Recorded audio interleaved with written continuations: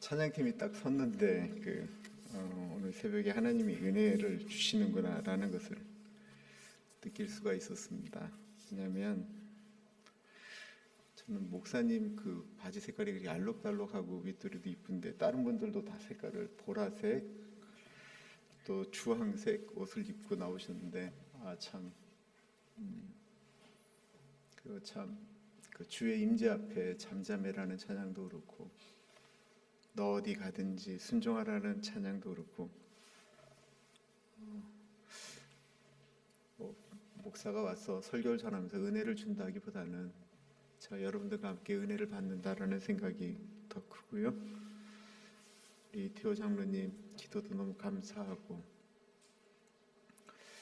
제가 오재근 장로님이 아침에 저 픽업하셔서 오면서 이 회의빌 한인타운이 어떻게 만들어졌는지에 대한 말씀을 하셨어요. 저는 미국 생활 23년인데 아직도 영어를 전혀 못합니다. 그냥 못하는 게 아니고요. 주보에 혹시 영어가 한마디라도 올라오면 광고할 때 그러면 저희 집사람 얼굴이 막 완전히 굳어져 버려요. 경직. 저는 아주 죽을 것 같고요. 교인들도 다 긴장을 해요. 그래서 애지간한 광고는 다 한국말로 이렇게 바꿔서 오는데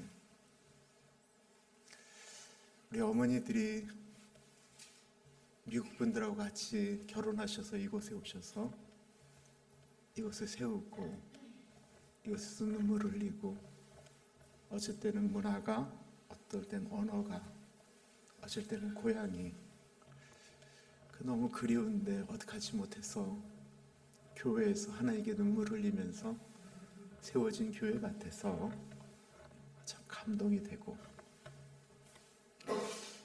내가 유리 목사님한테 일 좀 줄여라 행사 좀 줄여라 교인들 그러다가 죽겠다 그랬더니만 반대적인 얘기를 하는데 제가 그 일만큼은 꼭 이루어졌으면 좋겠다라는 생각이 아까 저기서 기도했어요. 우리 어른들이 남편분들이 돌아가시면 이곳에서 머물 수가 없어서 여기서 한 5시간 정도 가는 곳 꽤 떨어진 곳에 가서 그 요양원으로 들어가신다는 거예요. 그래서 그분들이 떠나가지 않도록 평생 여기서 교회에 섬기다가 떠나가시려면 얼마나 마음이 아프겠어요. 저희 교인들의 소망은 제가 좋아서가 아니고 마지막 신방할 때 늘 어른들이 하시는 말이 김 목사 나 죽으면 나 하나님 나라 갈 때 장례 치러줄 거지. 이 교인들의 소망이거든요.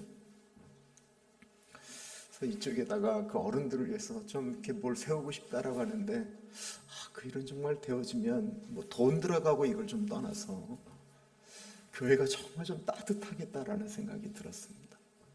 교회 부흥과 상관없이 그런 마음을 목사님이 갖고 교인들이 그것을 만약에 꿈꿀 수만 있다고 한다. 그 나중에 나이가 들어서 이렇게 뭐 교회 헌금을 제대로 하실 수 있겠어요? 봉사는 하실 수 있겠어요? 아무것도 못하지만 그거 알고 계세요? 이 의자 하나하나 여기에 그분들이 피땀 흘리고 눈물을 흘렸던 것이 다 여기 있는 거예요.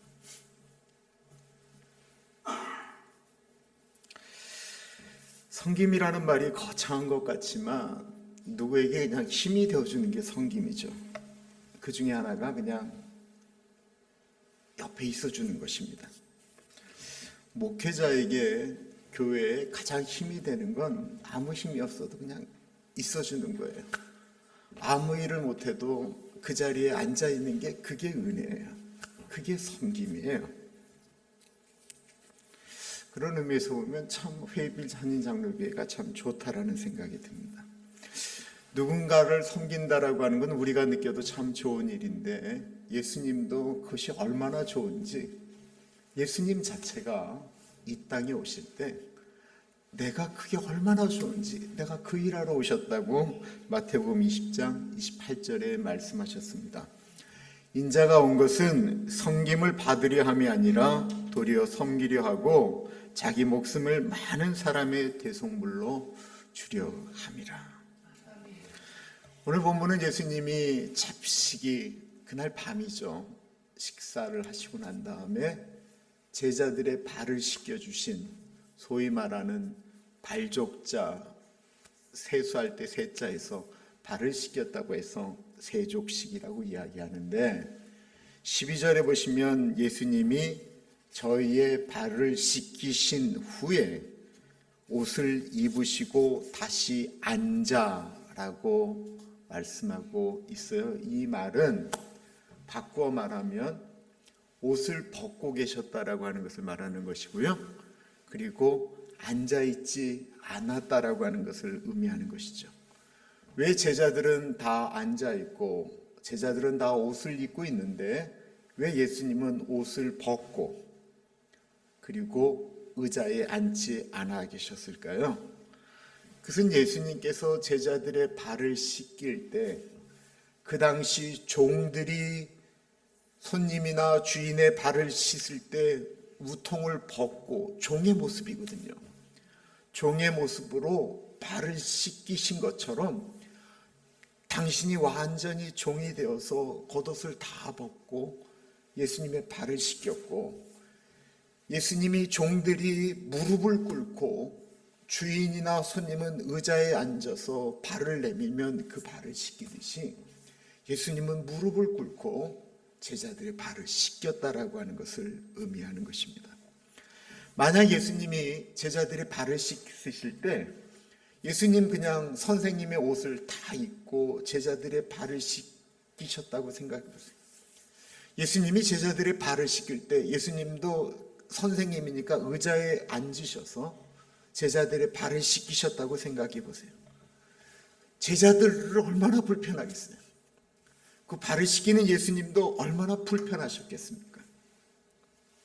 제자들의 발을 씻길 때 예수님은 옷을 벗으시고 무릎을 꿇고 제자들의 발을 씻겼다라고 하는 것은 발 씻는 사람, 섬기는 사람의 예의를 갖췄다라고 하는 것을 의미하는 것입니다. 우리는 누군가의 섬김을 받는다라고 하는데 그 섬김을 받을 때 불편할 때가 있습니다. 누군가를 섬긴다라고 하고 섬김을 받기도 하는데 불편한 거예요. 저는 아버지가 가난한 목사여서 그랬는지 모르겠지만 우리 교인들도 그래요. 저한테는 그 가난의 영이 흐른다라는 거예요. 근데 저희 집이 굉장히 괜찮거든요. 우리 집사람이 미국 RN이에요. 근데 너무 비싼 자리에 가면 이렇게 마음이 막 좀 부담스러워요. 또 누군가가 대접을 하려고 하는데 잘 보이시겠다고 집사님이나 권사님이 이쁜 공주 드레스를 옷을 입으시고 그러게 막 이렇게 서빙을 하고 막 이러면 더군다나 그것이 한국 음식이면 이 국물이 있잖아요. 그러면 제가 막 조마조마한 거예요. 저 국물 튀면 안 될 텐데. 제 특기가 이렇게 듣는 거거든요. 어느 집에 이렇게 초대 받아서 가면 내가 이렇게 마음속에 아주 기도를 많이 하고 갈 때가 있어요. 그건 뭐냐면 식사는 준비를 하셨는데 두 분이 굉장히 관계가 안 좋으신 거예요. 그러면 이게 입으로 들어가는지 코로 들어가는지 그리고는 저를 두고 서로 말씀을 안 하시고 남편에게 하고 싶은 얘기를 밥 먹는 저를 향해 다 하시는 거예요. 그것도 남편분도 집사님에게 하고 싶은 얘기를 저를 보면서 막 하시는 거예요. 섬김을 받는데 가시방석 위에서 섬김을 받는 것처럼 느낄 때가 있습니다.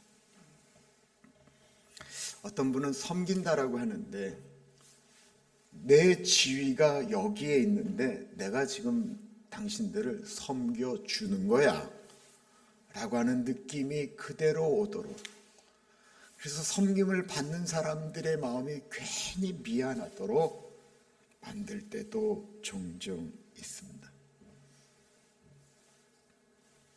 그런 섬김이 계속 반복되어지면요, 관계가 좋아지는 게 아니고 불편해지지요. 예수님이 제자들의 발을 씻기실 때 철저하게 예의를 갖췄습니다. 섬김에는 예의가 있습니다. 예수님이 이제 세족식이 끝나시고 난 다음에 제자들과 이야기를 하실 때 이럴 수 있잖아요. 이제 세족식하고 막 그러고 이제 분위기가 따뜻해지고 그러면 예수님이 그냥 그 상태로 우통을 탁 벗은 상태로 편하게 앉아서 이 예수님하고 예수님이 제자들하고 말씀하실 수 있는데, 예수님이 세족식이 딱 끝나시자 다시 옷을 제대로 갖춰 입으셨어요. 옷을 입으셨어요. 그리고는 다시 앉아서 예수님이 제자들에게 말씀하시는 거예요. 그러니까 예수님은 선생님으로서 제자들 앞에 설 때도 그분이 예의를 갖추시는 거예요.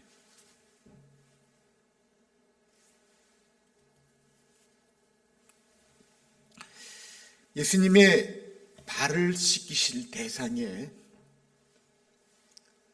상대방을 고려해서 발을 씻기지 않으셨습니다.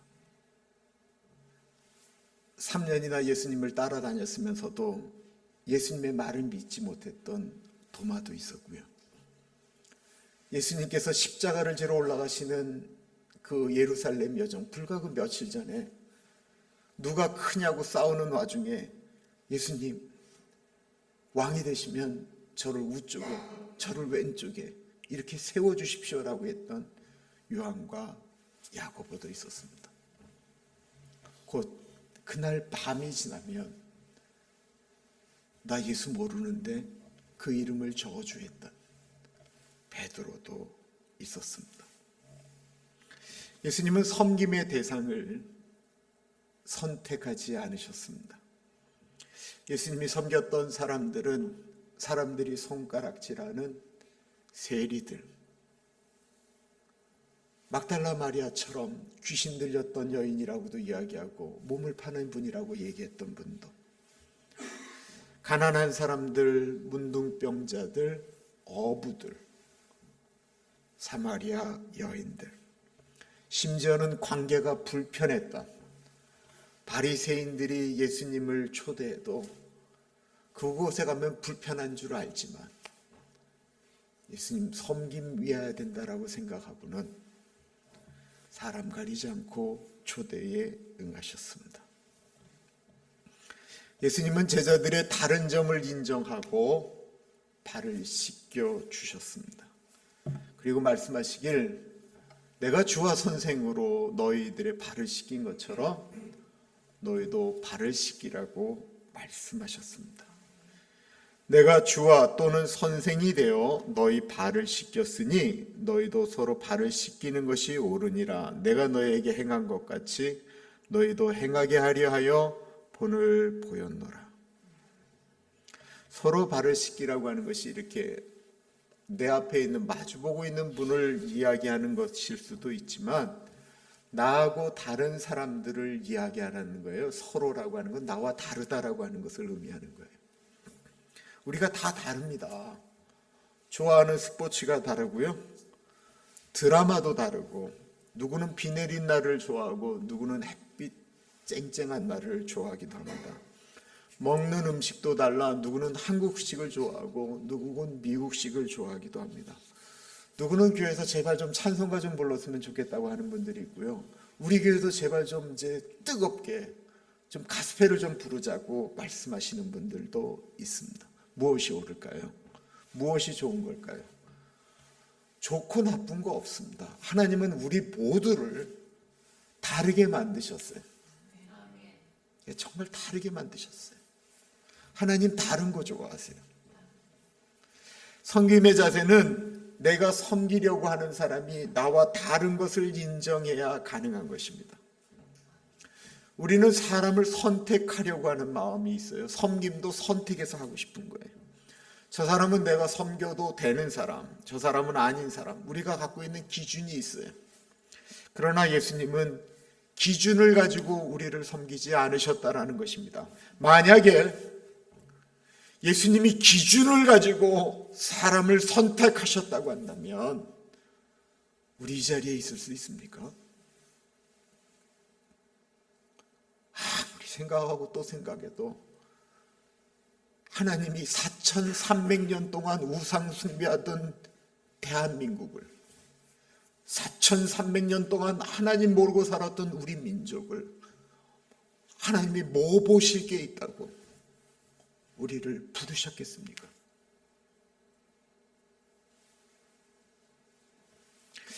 우리가 다른 사람을 섬기려면 그러므로 예수님을 모델로 삼아야 되는데, 예수님이 사람을 섬길 때 가졌던 마음이 무엇이었을까요?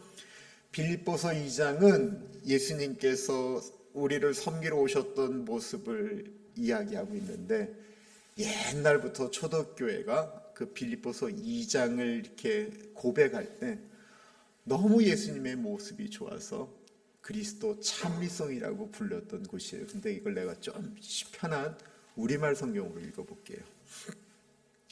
무엇을 하든지 이기심이나 허영으로 하지 말고 서로 겸손한 마음으로 다른 사람들이 내 자신보다 나은 사람으로 여기십시오.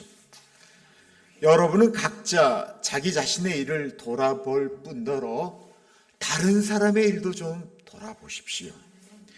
여러분 안에 이 마음을 품으십시오. 이것은 곧 그리스도 예수님의 마음이기도 합니다. 그분은 본래 하나님과 같은 분이셨는데 하나님과 동등됨을 취하는 기득권을 취하려고 하지 아니하시고 오히려 자기를 비워 종의 형체를 가지고 사람의 모습이 되셨습니다. 그리고 그분은 자기를 낮춰 죽기까지 순종하셨으니 곧 십자가에 죽으신 것입니다. 그러므로 하나님께서 그의 이름을 지극히 높여 하늘 위에 있는 자들과 땅 위에 있는 자들과 땅 아래에 있는 모든 자들로 그 예수의 이름 앞에 무릎을 꿇게 하셨습니다. 3절에 다른 사람들을 내 자신보다 나은 사람으로 여기라고 말씀하고 있습니다. 무시하지 말라라는 거예요. 지내다 보면 정말 가까이 하고 싶지 않다라고 느껴지는 분들이 있잖아요.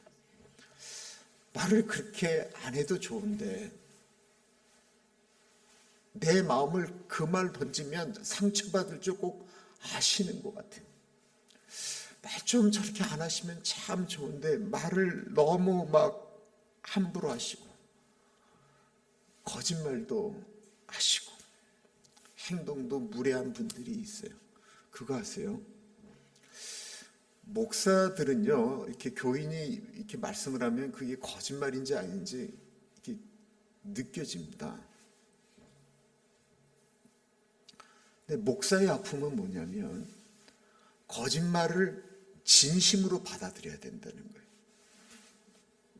그래야 훗날 그분이 목사한테 진실을 말할 때도 있기 때문에 목사가 그걸 거짓말로 들으면서 느끼면 이분도 목사가 내 말 안 믿는구나 라고 느껴지기 때문에 거짓말을 하셔도 그걸 다 그냥 있는 그대로 받아들여야 돼요. 정말 놀라운 건 거짓말을 하시고는 잘 기억 못 하세요. 본인이 그 전에 무슨 말을 하는지 잘 기억 못 하신다는 거예요. 그래도 그거 다 들어줘야 돼요.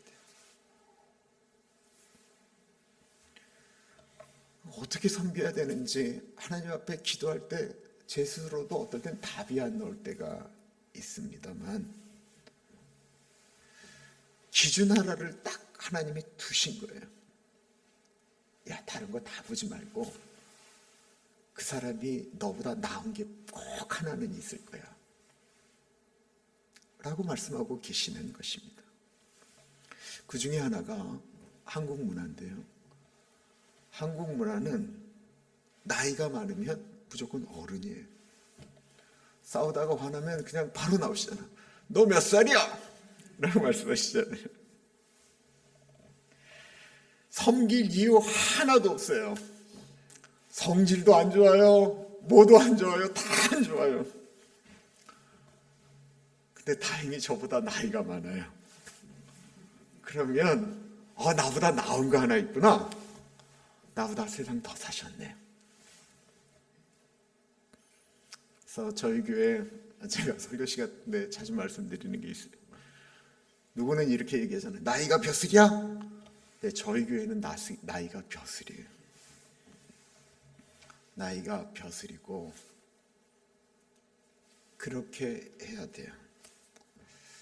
나이가 드셨다고 아무것도 못한다고 무시하면 안 되는 이유가, 여기 어른들이 계셨어요. 위로가 될 텐데 그 어른들 아무것도 못하는 것 같고 무슨 얘기하면 입 다물고 계시는 것 같지만 그분들 안 계셨으면 회의빌 한인장교 없었습니다. 그래서 늘 이렇게 받기만 하신다라고 느껴질 때도 있고 참 속상할 때도 있는데, 참 멋있는 게 우리 어른들이에요. 늘 이렇게 식사 받기만 하시고 그러는 것 같은데, 어느 날 교회다가 여전도에다가 내가 늘 받기만 했는데 미안하다고, 우리 여전도원들 식사 한번 하십시오. 혹은 이번에 내가 자식들이 그 좀 돈을 줬는데 이걸로 이번엔 내가 식사값 좀 내겠습니다. 그러면 돼요. 우리가 섬기면 나중에 꼭 열매를 받습니다.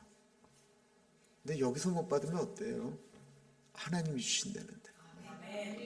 에이, 그냥 안 받으면 좋은 거예요. 그럼 하나님이 더 곱절로 주신대요. 옛날에 우리 농촌전도 다닐 때 뭘 갖고 가냐면 마태복음처럼 어느 집에 갈 거든 문에다 놓고 기도를 해라. 근데 만약에 거기서 그 기도를 받지 않을 거면 그게 다 너한테 올 것 같다. 그럼 어디 가야 돼요? 기도 안 받을 만한 곳으로 가야 되잖아요. 예수 안 믿을 만한 곳으로 가서 그냥 온갖 축복을 다 하는 거예요. 주님, 이곳을 축복하여 주시고 아버지 빌어먹지 않게 하여 주시고 나중에 다 오는 거예요. 근데 또 우리가 교회에서 잘 섬겨야 되는 것 중에 하나가 하고 싶은 말 꾹 참는 것, 이것도 굉장히 고급스러운 섬김입니다. 침묵하는 게 섬김일 때가 많이 있습니다. 교회 봉사도 잘하고 일도 잘하고 정말 좋으신데 말로 그 쏟으실 때가 있어요. 이 교회 말고요. 저 아래 동네 말씀드리는 거예요. 여기서 말을 섬긴다라고 하는 건 꼭 칭찬하라는 것도 아니고 바른 말을 하라는 것도 아닌 침묵을 가리켜 하나님의 언어라고 하는데, 하나님의 언어인 침묵으로 섬기는 것입니다. 노아의 홍수가 끝이 난 다음에 이제 좀 편해질 만하니까 노아 할아버지가 술이 취해서 잠이 들었어요. 노아의 유일한 허물처럼 나오는 이야기입니다. 그 아버지가 홀딱 벗은 모습을, 그리고 취해서 주무시는 모습을 둘째 아들 함이 보았죠. 함이 보고는 밖에 나가서 형제들한테 얘기하는 거예요. 형, 아우야, 내가 지금 아버지 보았는데 아버지 술 취해서 홀딱 벗고 주무신다. 너희들도 가서 봐봐. 그러자 셈과 야벳이 그 장막을 들어갈 때 뒤로 담요를 들고 뒷걸음질 쳐서 아버지의 벗은 몸을 안 보고 이렇게 이불을 덮어 주었습니다. 근데 그 이야기를 들은 노아가 기도 가운데 그 함을 저주하죠. 함이 뭐 잘못했습니까? 함이 거짓말했습니까? 함이 없는 말 지어냈습니까? 함은 본 것을, 사실을 이야기한 것입니다. 진실을 이야기한 거예요. 그런데 저주를 받았다라고 하는 것을 우리가 좀 생각해 볼 필요가 있습니다. 우리는 사실이라고, 본 것이라고, 들은 것이라고 교회에서, 가정에서 다 말해서는 안 된다라는 거예요. 그것 때문에 공동체가, 교회가, 섬김이 깨어져 버릴 때가 얼마나 많은지 모르겠습니다. 교회마다, 가정마다 분열케 하고 이간케 하는 영이 성경에 있잖아요. 분명히 있는데 이 분열케 하고 이간케 하는 영이 거짓말만 만드는 게 절대로 아니에요. 거짓말을 만드는 건 어느 순간에 드러나기 때문에 그거는 끝까지 가지는 않아요. 그런데 사실인데 그것을 말하는 사람의 의도에 따라서 교회가 진짜 분열하고 이간하게 되어진다는 것입니다. 사실을 어떤 쪽으로 몰고 가느냐에 따라서, 어떤 얘기를 좀 더 하느냐, 어떤 이야기를 좀 덜 하느냐. 여러분, 과장도 거짓말이잖아요. 분명히 사실이에요. 그런데 의도된 사실은 그 사람을 고치는 것도 세상을 변화시키는 것도 아닌 분열케 하고 이간하게 만든다라는 것입니다. 사실을 전달받아도 교회를 섬길 줄 아는 분들은 샘과 야베처럼 뒷걸음쳐서 그 허물을 덮어주는 거예요. 요즘 그 큐티 말씀이 스바냐였는데, 스바냐라는 이름이 하나님이 숨겨주신다. 하나님이 우리의 죄를 다 까발리시면 우리 여기 어떻게 살겠어요? 제가 어떻게 여기 서 있겠어요? 하나님이 숨겨주시니까 우리 이렇게 있는 거지.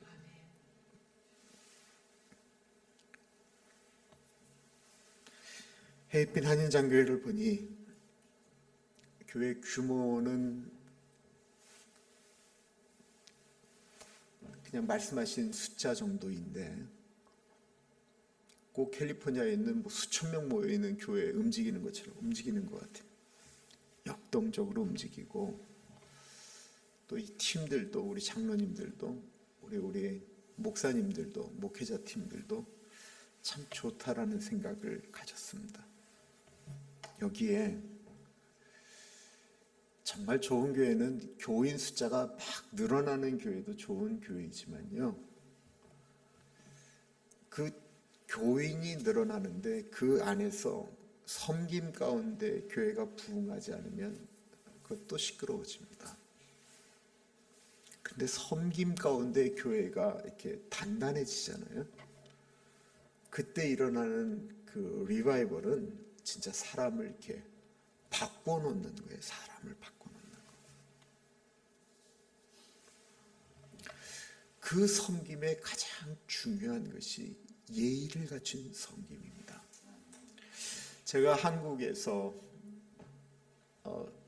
가장 많은 영향력을 저에게 주신 목사님, 그 교회는 혹시 우리 어르신들 기억하는지 모르겠어요. 한국의 빨래비누에는 이렇게 무궁화 표시가 있었어요.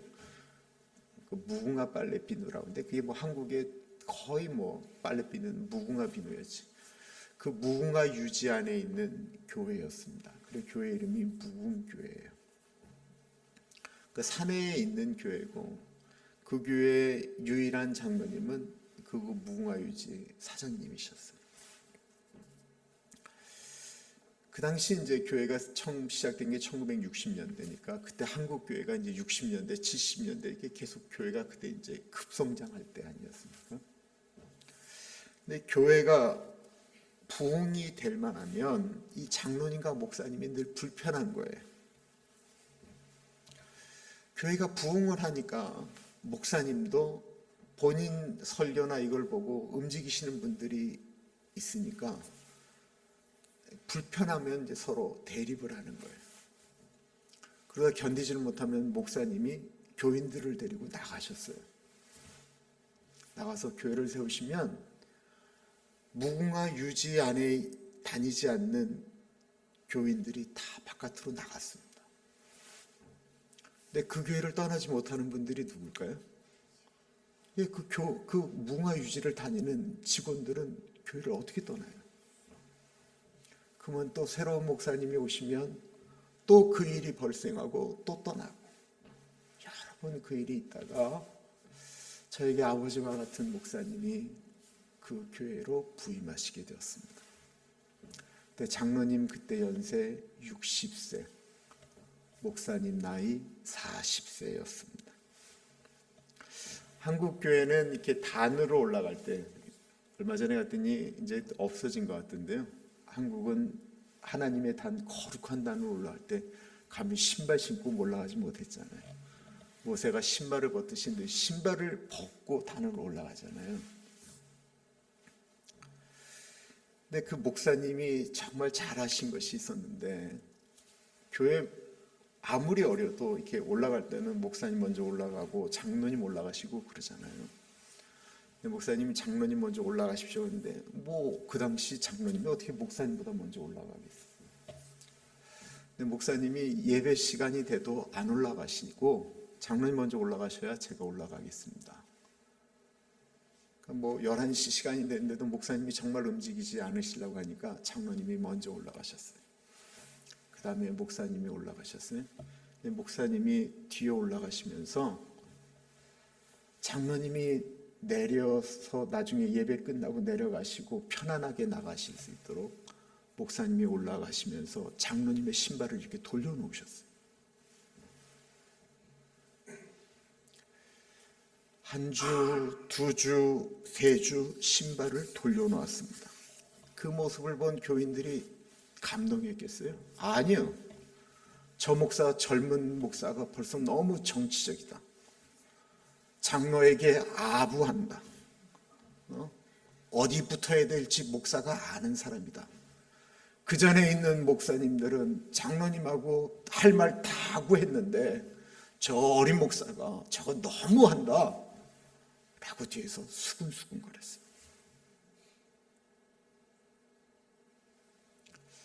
목사님이 왜 그 얘기 못 들으셨겠어요? 그 얘기 들었지만 모른 척하고 장로님 올라가시면 신발을 돌려놓았습니다. 6개월이 넘도록 계속 그 일을 돌려놨어요. 6개월이 지난 다음에 올라가셨던 장로님이 목사님이 오셔서 이렇게 기도하시는 동안 다시 내려가셔서 목사님의 신발을 돌려놓기 시작했어요.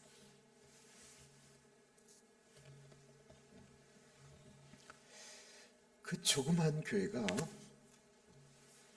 장로님이 다시 내려오셔서 목사님의 신발을 돌려놓는 순간부터 그 교회가 소위 말하는 물밀듯이 교인들이 들어온다 이게 아니에요.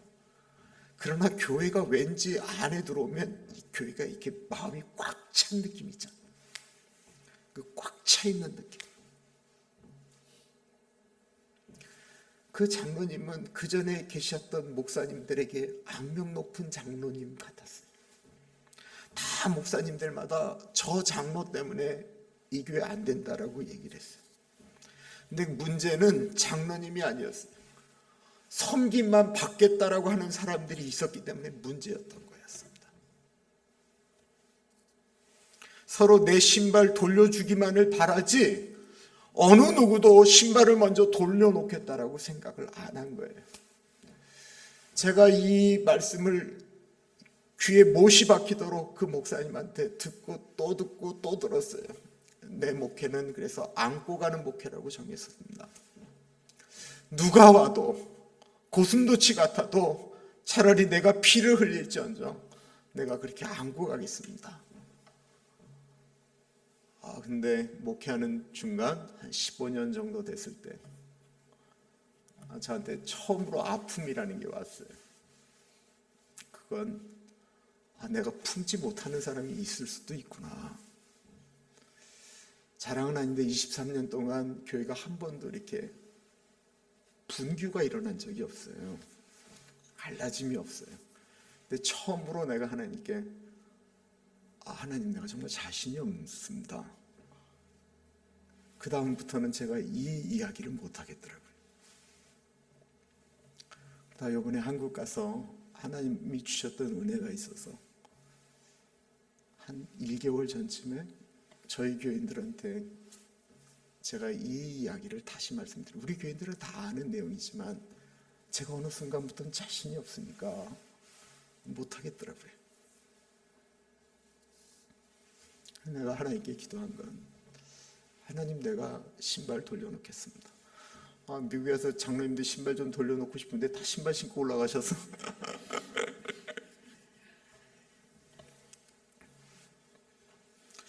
하나됨을 지키기 위해서 누군가가 신발을 돌려놓으면 얼마나 좋을까요? 누군가가 목사들을 향해서, 누군가 장로님들을 향해서, 누군가 교회 재직들을 향해서 왜 그렇게 합니까? 왜 이걸 우리 교회는 안 합니까? 왜 못 합니까? 라고 말하는 사람들은 정말 지천에 깔려 있는데, 그거 먼저 좀 돌려놓겠다라고 하는 분들은 왜 이렇게 없을까요? 그것만 하면 교회가 진짜 달라지는데. 내 남편이, 내 아내가 바뀌길 바라세요? 하나님도 못하세요. 그분이 바뀌는 게 아니고 내가 바뀌면 바뀐 것처럼 느껴지는 거예요. 내가 내 신발 돌려놓는 게 훨씬 편해요. 그분 신발 내가 돌려놓는 게 편하지. 내가 그거 바꿔놓겠다고 그냥 도끼는 뜨고 내 신발 돌려놓나 안 되나 자꾸만 쳐다봐도 안 바뀌어요. 그거는. 그 집사님이 바뀌어요. 내가 기도했었어요. 그때 하나님이 나도 못한다라고 말씀하셔서 포기했어요. 근데 하나님이 나를 바꿔놓으면 보는 것이 달라지게 됩니다. 누가 회입일 한인장로교회 신발을 돌려놓으시겠어요? 저 사람이에요? 저예요? 누가 하시겠어요? 누가 회입일 한인장로교회의 멋진 비상을 위해서, 놀라운 변화를 위해서 다른 분들의 신발을 돌려놓으시겠습니까? 정말 누가 하기를 바라세요? 기도하겠습니다.